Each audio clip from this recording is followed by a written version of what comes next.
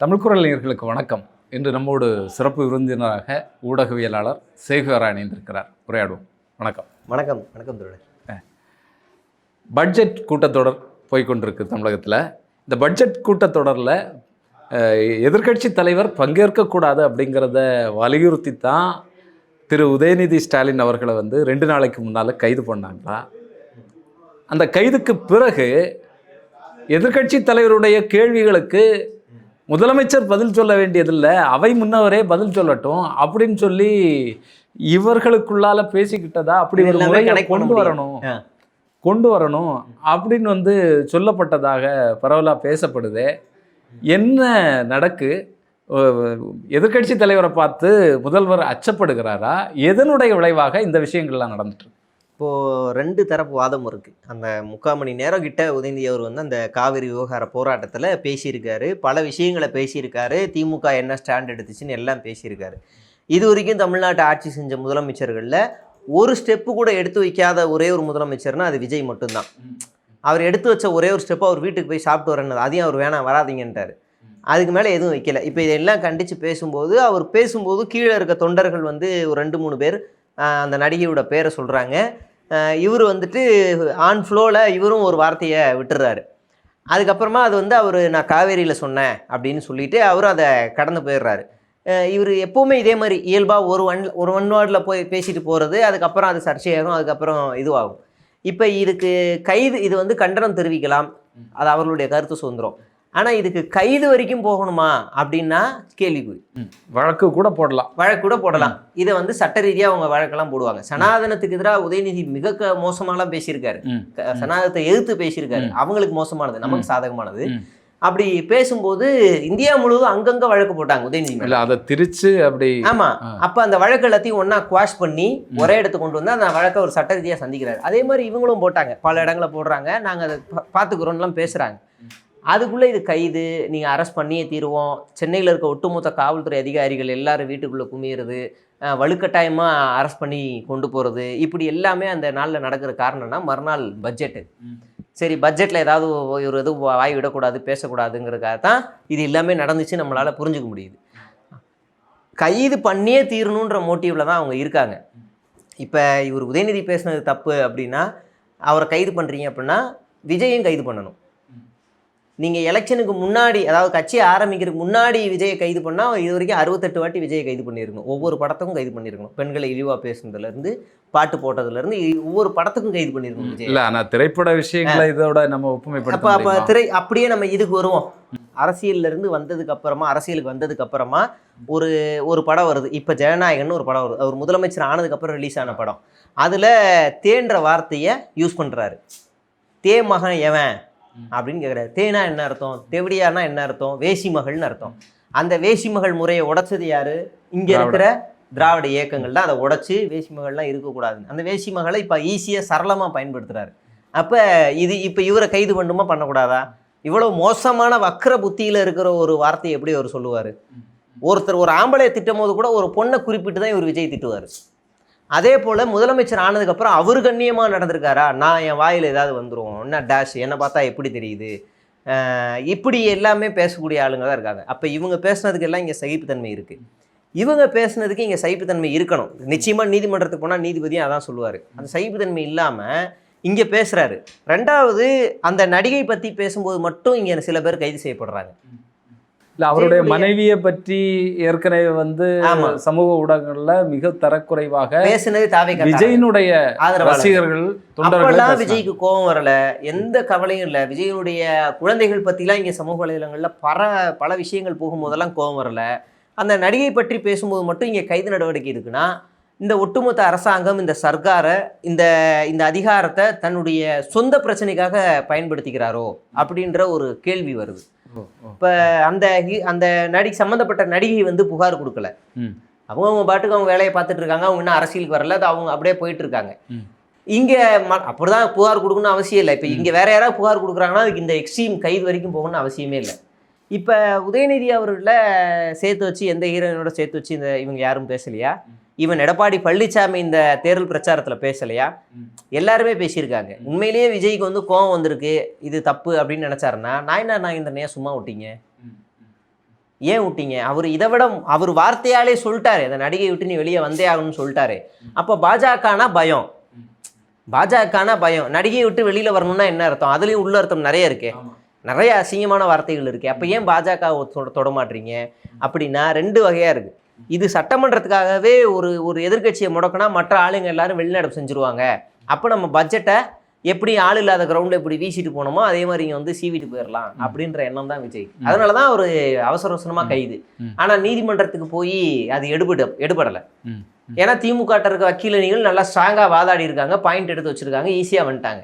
அதில் ரொம்ப அபாண்டமான வழக்குகள்லாம் நிறைய இருக்கு, மதக்கலவரத்தை தூண்டுற வழக்கு. ஆமா, இது வலிமையாக நிற்கக்கூடிய அளவில் எதுவும் இல்லையே. இல்லை, இப்போ சர்ச்சை பேசுறாரு, பெண் மீதான வன்கொடுமை வழக்கு, அது மாதிரி இரு மதத்தினருக்கிடையே பிரச்சனை உருவாக்குறது, இரு இனத்திற்கிடையான கலவரங்களை தூண்டுறது, இப்படிப்பட்ட பிரிவுகள் எல்லாம் போட்டிருக்காங்க. அப்படி பிரச்சனையை உருவாக்கக்கூடிய அளவில் அந்த பேச்சு இருந்ததா? எதுவுமே இல்லை. வெறும் 3 செகண்ட் தான் அந்த வார்த்தையோட அந்த அந்த அந்த அந்த ஆர்ப்பாட்டத்தில் 3 செகண்டை வச்சுட்டு தான் இவ்வளோ ஆட்டம்.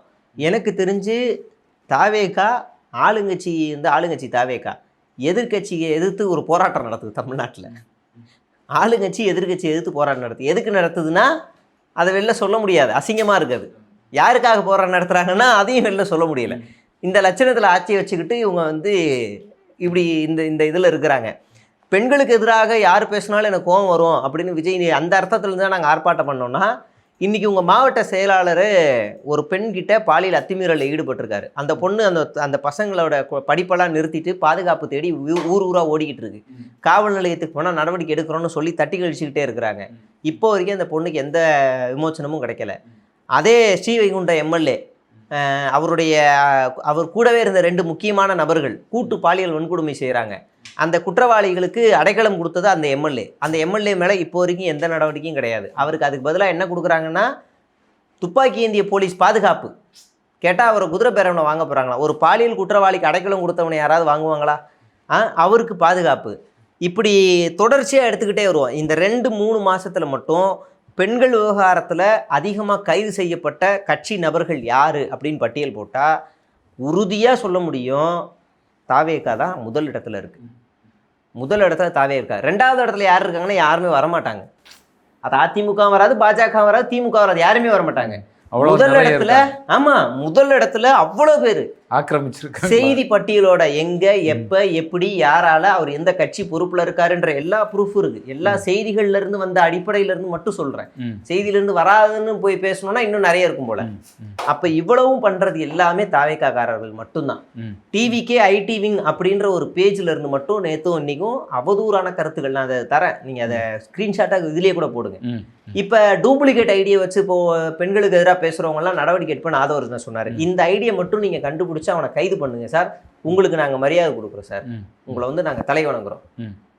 இவங்களோட ஐடி தான் இங்க சோசியல் மீடியால அவதூறு பரப்புறது, அவ்வளவு அசிங்கமா பேசுறது.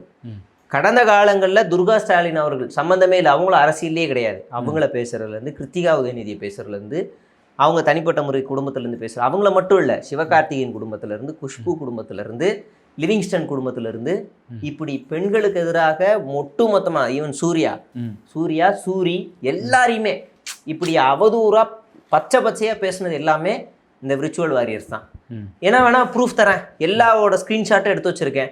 அஜித்தை மாஃப் பண்ணி அவங்க வீட்டில் இருக்க பெண்களை எவ்வளோ மோசமாக பேசுனதுலேருந்து நான் எடுத்து வைக்கிறேன். இன்னைக்கு ராம்னு ஒரு ஐடி, ராம்ஜியா ஒரு ஐடி ஒன்று சுற்றிட்டு இருக்குல்ல, கடந்த காலங்களில் அஜித்தை பற்றி எவ்வளவு வன்மையாக வக்கரமாக பேசியிருக்க ட்விட்டர் ஐடியோட ஸ்க்ரீன்ஷாட்ஸ் எல்லாமே இருக்கு, எடுத்துறேன். நடவடிக்கை எடுங்க. ஒரு 10 பேர் தாவேக்காரனை கைது பண்ணுங்க. நீங்கள் வந்து சமரசம் இல்லாத பிறப்போக்கும் இல்லாத உயிருக்கு நடத்திட்டு இருக்கீங்க, நாங்கள் வந்து ப்ரூஃப் நாங்கள் ஒத்துக்கிறோம்.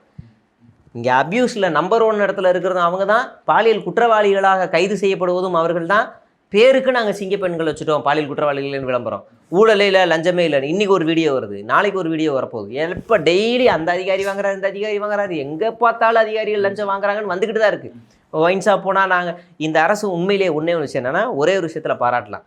எந்த விஷயத்தில் பல முன்னேற்பாடுகள் நடத்தியிருக்கு அப்படின்னா சரக்கில் மட்டும், சாராயத்தில் மட்டும் இந்த அரசு பல முயற்சிகள் எடுத்துருக்கு. புதிய கடைகள் திறக்கிறதுல இருந்து 750 கடையை மூடினதுக்கு அப்புறம் விட்டுருங்க, புதிய கடைகள் திறக்கிறது. ரெஸ்டோ பார், அந்த ரெஸ்டோ பார் அமைக்கணும், புதுசாக அமைக்கணும் அப்படின்னா அதுக்கு கூடுதலாக வரி. இப்போ வந்து சரக்கு வேணுமா நீங்க ஆன்லைன்லயே புக் பண்ணலாம். அப்படி ஒரு வசதி வந்தாச்சா? ஆமா, இன்னையில இருந்து அமல். ஓ, நீங்க இனிமே வந்து வீட்ல இருந்துட்டே நீங்க வந்து பில் பண்ணி பே பண்ணிடலாம். பே பண்ணிட்டா பில் ரசீட் வந்துடும். அப்படியே போய் காட்டினீங்கன்னா உங்களுக்கு அது வந்துடும். இப்போ இந்த முறையை உங்களுக்கு இபியில காட்ட மாட்டீங்க. நடுத்தருவில் ராத்திரியெல்லாம் தூங்கிக்கிட்டு இருக்கிறான். யூனிட் எவ்வளோ வந்துச்சு, ஏன் சார் கரண்ட் இவ்வளோ வந்துகிட்டு இருக்குன்னு புலம்புறான். அதில் காட்ட மாட்டீங்க இந்த அக்கறையை. ஹாஸ்பிட்டலில் பல இடங்களில் டாக்டர் இல்லை, பேஷண்ட்டை பார்க்க மாட்டாங்கன்னு அங்கே குமுறிக்கிட்டு இருக்காங்க. அதில் காட்ட மாட்டீங்க. சரக்குல பிரச்சனைனா மட்டும் ஆளாக ஓடியாந்து இவ்வளோ பெரிய தீர்வை காண்டு வச்சுருக்கீங்கன்னா அப்போ இந்த அரசு எதுக்கு முக்கியத்துவம் கொடுக்குது? போதையில்லா தமிழ்நாடு. புரியுதுங்களா? அப்போ இது ஒன்று. அங்கேயும் வந்து இவ்வளோ நாள் ஒரு வீடியோ வந்துக்கிட்டே தான் இருந்துச்சு. 20 ரூபா வாங்குறான், 30 ரூபா லஞ்சம் வாங்குறாங்க, வந்துக்கிட்டே தான் இருந்துச்சு. ஹாஸ்பிட்டலில் வீடியோ வருது, வட்டாட்சியர் அலுவலகத்தில் வீடியோ வருது. இப்படி எல்லா இடங்கள்லையும் தினமும் லஞ்ச வீடியோக்கள் வந்துக்கிட்டு தான் இருக்குது. பேருக்கு லஞ்சம் ஒழிச்சிட்டோம்னு ஏமாத்துற வேலை. ஆக மொத்தத்தில் இதை தான் இந்த எதிர்க்கட்சிகள் பேசி குற்றச்சாட்டுகளை சட்டமன்றத்தை முடக்கிடுவாங்களோ, பட்ஜெட் தாக்கல் பண்ண விடாமல் முடக்கிடுவாங்களோ அப்படின்ற ஒரு பயம். காவிரி விவகாரம், நீட்டு விவகாரம், சட்ட ஒழுங்கு பிரச்சனை, பெண்கள் பாதுகாப்பு பிரச்சனை, டீலிமிட்டேஷன், மக்கள் தொகை கணக்கெடுப்புன்னு எல்லா பிரச்சனையும் மொத்தமாக கொண்டு வந்து சேர்த்துட்டாங்கன்னா சட்டமன்றம் முடங்கிடும்ன்ற பயத்தினால தான் எதிர்க்கட்சி தலைவரை கைது பண்ணது. இல்லை, இதில் முக்கியமாக வந்து அந்த நேரம் பார்த்தீங்கன்னு சொன்னால் காவிரி பிரச்சனை மிகப்பெரிய விஸ்வரூபம் எடுத்து வந்தது. அவ்வளோ பாதிப்பு இருக்குது. தமிழகத்தினுடைய பகுதி மக்கள், விவசாயிகள் வந்து இதனால் பாதிக்கப்படுறாங்க. ரொம்ப வறட்சி இருக்கிறதாக செய்திகள்லாம் வந்த வண்ணமே இருந்துகிட்ருக்கு. அப்போது தாவேக்கா பொறுப்பேற்று இதுவரைக்கும் தாவேக்காவை பலமாக பாதிக்கக்கூடிய சட்டம் ஒழுங்கு பிரச்சனை இருந்தால் கூட மக்கள் நேரடியாக பாதிக்கக்கூடிய விஷயம், ஒரு முதன்மை விஷயமாக காவிரி பிரச்சனை தான் இருந்தது. அப்போ அதை மடைமாற்றுறதுக்காக இதெல்லாம் பண்ணாங்க. ஆமாம், இப்போது நீங்கள் கலைஞர் தான் முத இந்த வாரியம் கொண்டு வரதுலேருந்து போராடி எல்லாமே வாங்கி தரார் நீதி. அப்போ மத்திய அரசாங்கத்துக்கிட்ட உச்சநீதிமன்றத்தில் போய் ஃபைட் பண்ணி 196 சம்திங் டிஎம்சி தண்ணியை வருஷம் வாங்குறாரு. அதை மத்திய அரசாங்கத்தோட சென்ட்ரல் கெசட்டில் வெளியிட வைக்கிறாரு. அதுக்கப்புறமா வந்த ஜெயலலிதாவும் போராடுறாங்க. அதுக்கப்புறமா வந்த எடப்பாடி பழனிசாமி முயற்சி எடுக்கிறாரு. நடுவில் கொஞ்ச நாள் இருந்த ஓபிஎஸும் முயற்சி எடுக்கிறாரு. ஸ்டாலின் அவர்களும் முயற்சி எடுக்கிறாங்க. எம்ஜிஆர் கூட உண்ணாவிரதம் இருந்திருக்காரு. ஜெயலலிதாவும் உண்ணாவிரதம் இருந்திருக்காங்க. இப்படி அப்படியே லைனாக போராட்டம் நடத்துகிறாங்க. ஸ்டாலின் முதலமைச்சராக வரதுக்கு முன்னாடி பல போராட்டங்கள், குறிப்பாக திருச்சியிலேருந்து கடலூர் நோக்கி நடைப்பயண போராட்டங்கள், அனைத்து கட்சி கூட்டம் நடத்தி தீர்மானங்கள், இப்படி பல வகையான போராட்டங்கள் நடத்துகிறாங்க. இப்போ இதில் முக்கியமானது என்னென்னா, கடந்த ஆட்சி திமுக ஆட்சி. திமுக ஆட்சியில் கூட்டணியில் இருந்தது காங்கிரஸ். அதே மாதிரி கர்நாடகாவிலையும் காங்கிரஸ் தான் கூட்டணி ஆட்சி. இங்கே நீ கூட்டணியில் இருந்தாலும் பரவாயில்ல, உனக்கு நான் சமூகமாலாம் போக மாட்டேன்னு உச்சநீதிமன்றத்துக்கு ஃபைட் பண்ணி அந்த டிஎம்சி தண்ணியை போன ஆட்சியில் வாங்குறாங்க. இந்த ஆட்சியில் என்ன பிரச்சனை? இப்போதைக்கு ஏன் உச்சநீதிமன்றத்துக்கு விஜய் போகவே இல்லை? கேட்டால் டேட்டாஸ் எடுத்துக்கிட்டு இருக்கோன்றாங்க. எப்போ எடுத்து போவீங்க? வறட்சியே முடிஞ்சிருச்சு. இப்போ அதுக்குள்ளே இவனுங்க என்ன பண்ணிட்டாங்கன்னா தண்ணி வந்துருச்சுன்றாங்க. எங்கடா தண்ணி வந்துச்சுன்னு போய் பார்த்தா மழை தண்ணி. இல்லை, லட்டெல்லாம் இனிப்பெல்லாம் கொடுத்து அது மழை தண்ணி. மழை தண்ணி வீட்டுக்குள்ளே வந்த மாதிரி. அது நம்ம உரிமை நீரை கேட்டால் உபரி நீர் வருது. நாங்கள் கேட்டது உரிமை நீர், அது வந்திருக்கிறது உபரி நீர். உரிமை நீர் எத்தனை டிஎம்சி, அவன் திறந்து விட்ட மழை தண்ணி எத்தனை டிஎம்சி நமக்கு தெரியும். அந்த டிஎம்சியை வச்சுக்கிட்டு இயற்கையோட குழந்தை விஜய், இயற்கையே அவருக்கு பாதுகாப்பு, கடவுளை பார்த்து இது வந்து பிச்சை போட்ட மாதிரின்னு சொல்லாமா, கடவுளே பிச்சை போட்டிருக்காருன்னு சொல்லாமா. நமக்கு தேவையானது உபரி நீர். உச்சநீதிமன்றம் சொல்லிருச்சு, அதை கொடுக்க வேண்டியது கர்நாடகா அரசோடது. இப்போ இங்கே நியாயமாக என்ன பண்ணணும் அப்படின்னா, கூட்டணியில் இருக்கிற காங்கிரஸை கேவலமாக கேட்கணும். உங்களுக்கெல்லாம் நீயும் இங்கே தானே வாழ்ந்துக்கிட்டு இருக்க, இங்கே இருக்க அரிசி பருப்பு தானே திங்கிற, இங்கே இருக்க விவசாயத்தை தானே நம்பி இருக்க, அப்போ நீ போய் அவன்கிட்ட பேசி தண்ணி வாங்கு. விவசாயம் செத்துக்கிட்டு இருக்கான், வறண்டு போய் கிடக்காங்க பாரு, காவேரி திருச்சி முக்கம்பெல்லாம் பாரு வறண்டு போய் கிடக்கு, வாங்கு அப்படின்னு இங்கே பேசணும். இல்லைனா ராகுல்கிட்ட ரொம்ப நெருக்கமாக இருக்கீங்கல்ல, ராகுல்கிட்ட போய் பேசுங்க. இல்லையா இங்கே அதிமுக பாஜகட்ட பேசுங்க. பாஜக தானே சென்ட்ரல்ல இருக்கு, அதிமுக கூட்டம் தானே பாஜக இருக்கு, அங்க போய் பேசுங்க. எந்த பவர்லயும் இல்லாத சம்பந்தம் இல்லாம திமுகவை குறை சொல்ல வேண்டிய அவசியம் என்ன? நீ நியாயமா என்ன செய்யணும், திமுக அனைத்து கட்சி கூட்டத்தில் போய் நீயும் கலந்துக்கிட்டு தமிழ்நாடு உரிமைக்காக மட்டும் இந்த ஒரு விஷயத்துல போராடணும். ஆனா அதுக்கு வழி இல்லை. நான் பாஜகவையும் கேட்க மாட்டேன், காங்கிரஸையும் கேட்க மாட்டேன், ஆனா திமுகவை திட்டுவேன் அப்படின்னா நீ சங்கி தானே. அப்ப இந்த வெளிச்சம் வெளியே வருதா? இப்போ வரைக்கும் ஒரு கல்லை கூட நகர்த்தாதவர் தான் விஜய். இப்போ வரைக்கும் இன்றைக்கி வேளாண் மசோதாவில் கூட காவிரி விவகாரம் பற்றி இப்போ ஏதாவது பேசுவார், ஏதாவது பண்ணுவாங்கன்னா ஒன்றும் இல்லை. அப்போ இவர் வந்து முழுக்க பாஜகவுக்கும் காங்கிரஸுக்கும் அடிபணிஞ்சு போகிற ஒரு அரசு தான் விஜயோட அரசு. அப்போ நம்ம அந்த 4 வருஷம் குப்பை கொட்டி தான் ஆகணும். இல்லை, இப்போது சட்டமன்றத்தில் இதற்கு முன்னால் பாரம்பரியமாகவே எதிர்க்கட்சி தலைவர்கள் பேசும்போது இல்லைன்னா எதிர்க்கட்சிகள் பேசும்போது விவாதிக்கும் போது அதற்கு சரியான பதிலை வந்து துறை சார்ந்த அமைச்சர்கள் சொல்லுவாங்க. முக்கியமான விஷயங்களை வந்து முதலமைச்சர் பேசுவார். ஆனால் இந்த சட்டமன்றத்தில் முதலமைச்சர் பேச வேண்டிய அவசியம் இல்லை, அவை முன்னவரே பேசுகிற மாதிரி நம்ம ஒரு முறையை கொண்டு வருவோம் அப்படின்னு சொல்லி ஆதவ அர்ஜுனா பேசியிருக்கிறாரு. இது பட்ஜெட் தாக்கல் கூட்டம் இல்லை, பெயர் மாற்றும் விழா. இந்த 2 நாள் நடந்தது வந்து பெயர் மாற்றும் விழா. பெயர் மாற்றும் விழாவில் விஜய் பேசலை. காரணம் என்னென்னா, பேச தெரிஞ்சால் பேச மாட்டாரா? இப்போது முதலமைச்சர் உரைனா எழுதி கொடுத்துருவாங்க, கக்கிட்டு போயிடலாம், எதுவும் பேசிட்டு போயிடலாம், யாரும் கேட்க மாட்டாங்க. கடந்த சட்டமன்றத்தில் கூட, முதல் சட்டமன்றத்தில் கூட தன்னோட வாழ்க்கை வரலாறே விஜய் பார்த்து தான் படித்தார். நான் எப்படி வந்தேன் தெரியுமா, நான் திடீர்னு அரசியலுக்கு வரல, முன்னாடியே நற்பணிகள்லாம் இயக்கம்லாம் செஞ்சோம், தண்ணி கொடுத்தோம், மோர் கொடுத்தோம், வெயில் காலத்தில், மழை காலத்தில் கொடை கொடுத்தோம், அப்புறம் ரத்தம் கொடுத்தோம், இதெல்லாம் கொடுத்தானே அரசியலுக்கு வந்தேன்னு பார்த்து அதையே படிச்சுட்டு இருந்தார். இப்போ இந்த இடத்துல என்னென்னா, கேள்வி நேரம்னு வந்துருச்சுன்னா முதலமைச்சரை நோக்கி கேள்வி கேட்டாங்கன்னா ஒன்றுமே தெரியாது, ஒன்றும் தெரியாது. அப்படின்னா என்ன ஆகும் அப்படின்னா, நம்ம விஜய் முதலமைச்சரை காப்பாற்றணும் அப்படின்னும் போது ஆதவ அர்ஜுனா ஒரு சேஃப் ஜோன் எடுக்கிறாரு. இனிமேல் எதிர்க்கட்சிகள் கேள்வி கேட்டாங்கன்னா நான் பதில் சொல்கிறேன், இல்லைன்னா சிடிஆர் கொடுப்பாரு, இல்லை ராஜ்மோகன் கொடுப்பாங்க. ஏன்னா இந்த 3 பேர் மட்டும் தான் ஓரளவு விஷயம் தெரிஞ்சவங்க. ஏன் புசி ஆனந்தம் சொல்ல வேண்டியதானே கட்சியோட பொதுச் செயலாளர்னு? அவரும் அவர் விஜய் அவர் காவிரி நீர் விஷயத்திலேயே வந்து அவருக்கு காவிரினால என்னன்னு தெரியாது. அப்ப அவரையும் காப்பாற்றணும். 2 முக்கியமான கட்சியோட மேல இருக்க 2 முக்கியமான ஆளை வச்சுக்கிட்டு கீழே இருக்கிற ஆளுங்க போடுற கூத்து இருக்குல்ல, அதுதான். முதலமைச்சர் சட்டமன்றத்தில் பேச மாட்டாருன்னா அப்போ அவர் பேர் முதல் அமைச்சர் கிடையாது. அமைச்சர்களுக்கெல்லாம் அவர் தான் முதலமைச்சர்னா அவர் இனிமேல் பேச மாட்டாருன்னா அவரை இறுதி அமைச்சர் அப்படின்னு பேரை மாற்றிருங்க. இந்த பேர் மாற்றும் விழாவில் வெற்றின்னு பேர் மாற்றுறீங்கல்ல, அப்படியே இறுதி அமைச்சராக தீர்மானத்தை முன்வருகிறோம். இனிமேல் வந்து இறுதி அமைச்சர் விஜய்னு கூப்பிடலாம்.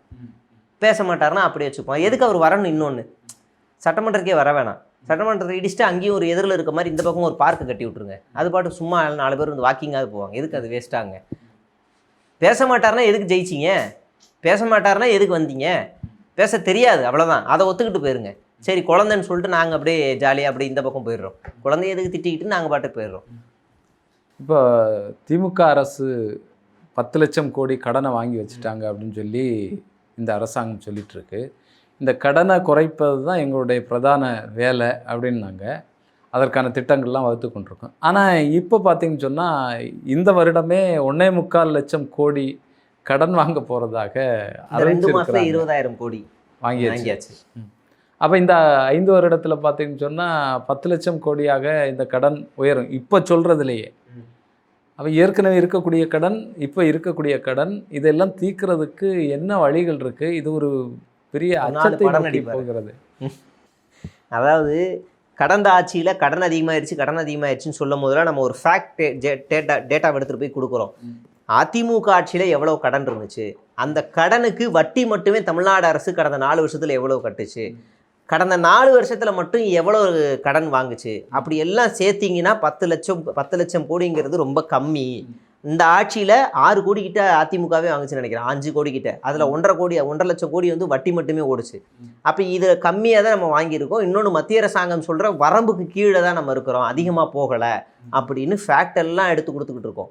இன்றைக்கி இதே பட்ஜெட்டை தாக்கல் செய்த மரிய வில்சன் அதுக்கப்புறமா அவருக்கு இருக்கிற அதிகாரி என்ன சொல்கிறாருன்னா, நாங்கள் 3% மத்திய அரசாங்கத்தோட வரம்புக்கு கீழே தான் கடன் வாங்குகிறோம். எதுக்கு வாங்குறீங்க? லாஸ்ட் பீரியடில் வாங்கி கஜானா காலி ஆயிடுச்சுன்னா சொன்னீங்களே, எதுக்கு வாங்குறீங்க? காசு இல்லைன்னா எதுக்கு காவல்துறைக்கு தார் வாங்கணும்? தார் வாகனத்தை வச்சு காவல்துறை என்ன செய்யும்? இப்போ நீங்கள் நார்மலாக எக்ஸிஓவோ இனோவாவோ இல்லை பொலேரோவோ வாங்கி கொடுக்குறீங்கன்னா அதனோட மெயின்டெனன்ஸ் வேறு. அதில் ஏதாவது ஒரு ஸ்பேர் பார்ட்ஸ் போச்சுன்னா அது ஈஸியாக நம்மளால் வாங்கிக்க முடியும். தார் மாதிரியான வாகனங்களில் எவ்வளோ மைலேஜ் கொடுக்கும், அதில் எவ்வளோ ஸ்பேர் பார்ட்ஸில் ஏதோ ஒரு இஷ்யூனா அது எப்படி சரி பண்ணுவாங்க, அதுக்கு தனியாக நிதி ஒதுக்கணுமே. எதுக்கு காவல்துறைக்கு அவ்வளோ பிராண்டு வாகனம் எதுக்கு?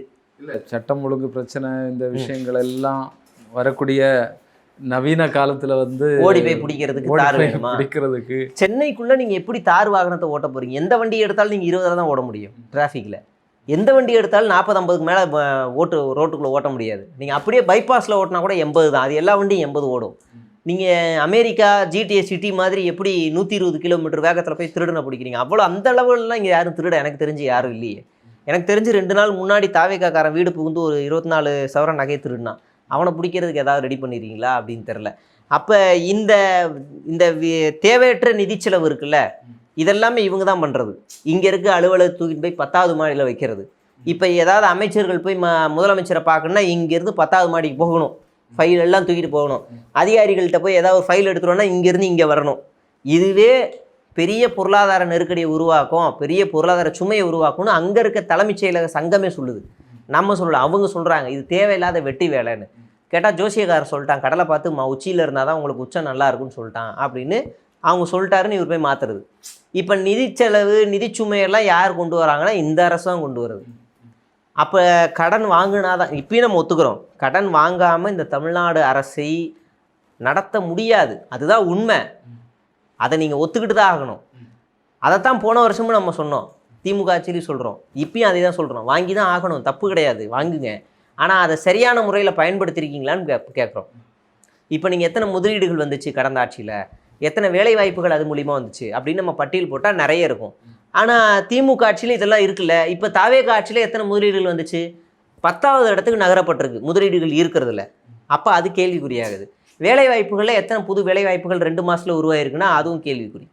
எல்லாமே ஆந்திராவுக்காக போகுது. அப்போ தொழில்துறை அமைச்சரை மாற்றியே ஆகணும், சரியில்லைன்னு அர்த்தம். ரீல்ஸ் போட்டு பார்க்குறாங்க, பெரிய பெரிய தொழில் நிறுவன ஆளுங்கள்லாம் வந்து ரீல்ஸாக பார்த்துக்கிட்டு இருப்பாங்க இன்ஸ்டாகிராமில். ரீல்ஸ் போட்டு everyone we are inviting everyone அப்படின்னு போட்டுக்கிட்டு இருந்தால் இந்த ஆட்சி லட்சணம் எப்படி இருக்குன்னு தெரியல. அப்போ இதுதான் நிலைமை. கடன் வாங்காமல் இந்த மாநிலத்தை நடத்த முடியாது, வாங்கி தான் ஆகணும். இல்லை, ஆனால் சில நலத்திட்டங்கள் பார்க்குறதுக்கு நல்லதாகவே இருக்கு. இப்போ வெற்றி ஆடு வளர்க்கும் திட்டம், அது மாதிரி பள்ளி மாணவர்களுக்கு நவீன சைக்கிள் ஹெல்மெட் வச்சு தண்ணி பாட்டில், அதுபோல் வந்து மாடு வளர்க்கக்கூடிய திட்டம், இப்படி சில நல்ல திட்டங்கள் அறிவிச்சிருக்காங்க. சைக்கிள் திட்டம் வந்து கூடுதலாக இவர் என்ன சொல்கிறாருன்னா, ஒரு 200 ரூபாய்க்கு ஒரு வாட்டர் பாட்டில் வைக்கிற ஸ்டாண்டு, அப்புறம் ஒரு ஹெல்மெட்டு அப்படிங்கிறாரு. இந்த ஹெல்மெட்டு இதோட காஸ்ட்டு மட்டும் 600 ரூபா வரும் அதிகபட்சமாக, அதுக்கு மேலே வராது. இப்போ ஸ்கூல் பசங்களுக்கு ஹெல்மெட் கொடுக்குறது, இந்த இந்த இந்த எனக்கு தெரிஞ்சு பிராண்டட் சைக்கிள்னு வார்த்தை வேறு விடுறாங்க. எனக்கு தெரிஞ்சு நான் படித்து முடிச்சே 10 வருஷம் ஆயிடுச்சு. 10 வருஷத்துக்கு மேலே முன்னாடி படிக்கும் போதே பிராண்டட் சைக்கிள் தான், ஹீரோ ஹெர்குலஸ் தான் விட்டாங்க. ஏதாவது லோக்கல் பிராண்டெலாம் எதுவுமே விட கிடையாது. அப்போவே அவங்க வந்து முன்னாடி கூடையெல்லாம் வச்சு அழகாக கொடுத்தாங்க. என்னமோ புதுசாக நாங்கள் கொடுக்குறோன்னு சொல்லி ஸ்மார்ட் சைக்கிள்னு ஒரு திட்டம் வந்துச்சு கடந்த ஆட்சியில், ஜெயலலிதா கொண்டு வந்ததே. அந்த சைக்கிள்லேயே அவங்க அழகாக ஹெல்மெட்டு வாட்டர் பாட்டில் வைக்கிறதெல்லாம் அழகாக அப்பயே கொண்டு வந்தாங்க. என்னமோ இவர் கொண்டு வர மாதிரியே புதுசாக இருக்குது. கடந்த ஜெயலலிதா ஆட்சியிலேயே மாடு வளர்க்குறது ஆடு வளர்க்குற திட்டங்கள்லாம் இருக்குது, கலைஞர் ஆட்சியிலையுமே இருக்குது. அப்படியே உங்கள் பேரை மட்டும் மாற்றிருக்கிறாங்க, அவ்வளோதான். நீங்கள் வந்து பிறக்கிற எல்லா குழந்தைக்கும் 1 கிராம் திட்டம்னாரு. இப்போ என்னடான்னா அரசு மருத்துவமனையில் பிறக்கிற குழந்தைங்களுக்கு மட்டும் திட்டம் 1 கிராமுங்கிறாரு. அதுக்கு ஒதுக்கப்பட்ட நிதி எவ்வளவுன்னு பார்த்தா 560 கோடி. ஆனால் உள்ள கணக்கு போட்டு பார்த்தா ஒரு வருஷத்துக்கு அரசு மருத்துவமனைகளில் பிறக்கக்கூடிய குழந்தைகளோட எண்ணிக்கை 4 லட்சத்துலேருந்து 5 லட்சம் வரைக்கும் வருது. அப்போ 4 லட்சம் தோராயமாக வச்சுக்குவோம். 4 லட்சம் குழந்தைகளுக்கு 1 கிராம் தங்கம் 13,000 ரூபான்னு வச்சுக்குவோம். 13,000 ரூபான்னு பிரித்து போட்டால் 650 கோடிக்கு மேலே போகுது. அப்போ 100 கோடி இடிக்குது. சரி, அதையும் விட்டுருங்க.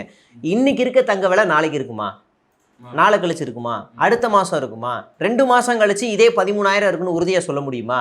அப்போ எந்த அடிப்படையில் ஒரு 560 கோடி ஒதுக்குனாருன்னு ஒன்று இருக்குது. அதே மாதிரி கல்யாணமான பெண்களுக்கு 8 கிராம் தங்கம் பட்டுப்புடவை அப்படிங்கிறாரு. 8 கிராம் தங்கம்னா 1 லட்சம் ரூபாய். அதே 4 லட்சம் பேர் ஒரு வருஷத்துக்கு திருமணம் செய்கிறாங்க. அப்படி திருமணம் செய்கிறவர்களுக்கு 8 லட்சம்னா 40,000 கோடி தேவைப்படுது. 40,000 கோடி. ஆனால் இவங்க ஒதுக்குனது 800 சில்லற கோடி. அப்போ இது ஏமாத்துற வேலைன்னு தெரிஞ்சு போச்சு. மீனவர்களுக்கு கடந்த ஆட்சியிலேயே 9,000 கொடுத்துக்கிட்டு இருந்தாங்களா, 9,000 கொடுத்துக்கிட்டு இருந்தாங்க. இந்த ஆட்சியில் 7,000 குறைச்சிருக்கிறாங்க. 8,000 கொடுத்துட்டு இருந்தாங்க, 7,000 குறைச்சிருக்கிறாங்க. கேட்டால் நாங்கள் வந்து கடந்த ஆட்சியில் 6,000 தான் கொடுத்தாங்க, நாங்கள் 7,000 ஏற்றி கொடுக்குறோன்னு பொய். அப்போ இது எல்லாமே பேர் மாற்றும் விழா தான். கடந்த ஆட்சியில் செஞ்ச எல்லா நலத்திட்டங்களையும் அப்படியே பேரை மாற்றிருக்காங்க. இப்போ மக்களை அனுபவிக்க ஆரம்பிச்சிருக்காங்க. இப்போ தமிழ்நாடு அரசே ஒத்துக்குது, கிட்டத்தட்ட பல பேருக்கு மின்சாரம் அதிக அளவில் ஏறி இருக்குது, நாங்கள் அதை பரிசீலனை பண்ணுறோம், ஆய்வு பண்ணுறோன்றாங்க.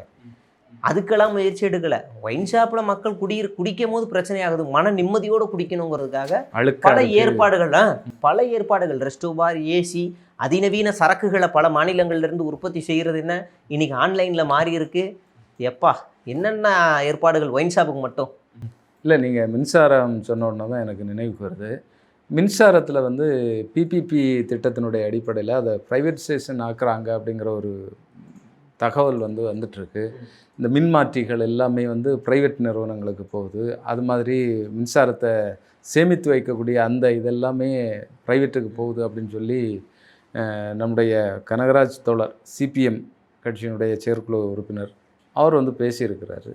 இது மிகப்பெரிய அச்சத்தில் இருக்குது. பாஜக அங்கே என்னெல்லாம் செயல்படுத்துதோ அதெல்லாம் இவங்க இங்கே செயல்படுத்துகிறாங்க. ஈபியோட கட்டணம் எவ்வளவு ஆகும்னு நமக்கு தெரிஞ்சு போச்சு. ஸ்மார்ட் மீட்டர் போகிறாங்க.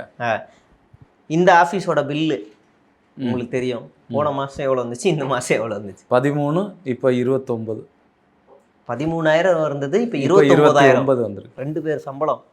இந்த இடத்தோட வாடகைன்னு வச்சுக்கலாம். 2 வாடகை கொடுக்குறீங்க. இப்போ ஈபிக்கு ஒரு வாடகை, இந்த இடத்துக்கு ஒரு வாடகை, அப்படிதான் கொடுக்குறீங்க. எங்கள் வீட்டுக்கு எப்போவுமே வரக்கூடிய கரண்ட் பில்லுனா 1300 வரும் அதிகபட்சம். வெயில் காலம்னா 1300, நார்மல் காலம்னா 1100 அந்த மாதிரி வரும். இப்போ எங்கள் வீட்டுக்கு 3800. அவ்வளோ உயர்ந்திருக்கு. டபுளாக கட்டுறோம். பக்குன்னு ஆயிடுச்சு. நல்லா ஒரு வாட்டி செக் பண்ணுங்க, மீட்ரு தப்பா இல்லை, பில்லு மெசேஜே வந்துருச்சு. நமக்கு தெரிஞ்ச தாவேக்காரர் ஒருத்தர் பக்கத்தில் நம்ம ஒரு ஏரியாவில் தான் இருக்கார். 5000 கட்டிகிட்டு இருந்தார் மாதம் ஈபி மட்டும். எத்தனை ஏசி நான் யூஸ் பண்ணுறீங்கன்னா, ஒரு ஃப்ளோரில் 3 ஏசி யூஸ் பண்ணுறோம். அதுவும் நான் பகலில் மட்டும் தான் யூஸ் பண்ணுவோம். அது ஆஃபீஸு. 5000 கட்டிக்கிட்டு இருந்தோம். இந்த மாதம் எவ்வளோ கட்டுறீங்க? 34,000 கட்டுறோம். எனக்கு புரியல.